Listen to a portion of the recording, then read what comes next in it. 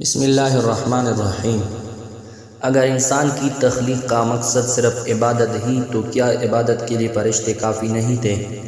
حضرت شیخ الاسلام مولانا مفتی محمد تقی عثمانی کی کتاب اسلام اور دور حاضر کے شعبے اور مغالطے۔ بعض لوگوں کو، خاص کر نئی روشنی کے لوگوں کو، یہ شبہ ہوتا ہے کہ اگر انسان کی تخلیق کا مقصد صرف عبادت تھا تو اس کام کے لیے انسان کو پیدا کرنے کی ضرورت ہی کیا تھی؟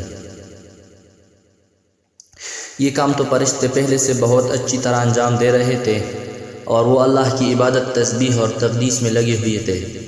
یہی وجہ ہے کہ جب اللہ تعالیٰ نے حضرت آدم علیہ السلام کو تخلیق فرمانے کا ارادہ کیا اور فرشتوں کو بتایا کہ میں اس طرح کا ایک انسان پیدا کرنے والا ہوں، فرشتوں نے بساختہ یہ کہا کہ آپ ایک ایسے انسان کو پیدا کر رہے ہیں جو زمین میں فساد مچائے گا اور خون ریزی کرے گا۔ عبادت، تسبیح اور تقدیس تو ہم انجام دے رہے ہیں۔ اس طرح آج بھی اعتراض کرنے والے یہ اعتراض کر رہے ہیں کہ اگر انسان کی تخلیق کا مقصد صرف عبادت ہوتا تو اس کے لیے انسان کو پیدا کرنے کی ضرورت نہیں تھی، یہ کام تو فرشتے پہلے ہی انجام دے رہے تھے۔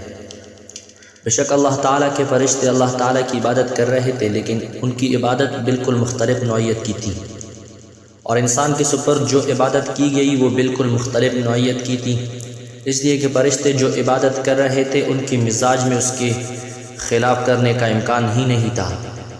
وہ اگر چاہے کہ عبادت نہ کرے تو ان کے اندر عبادت چھوڑنے کی صلاحیت نہیں۔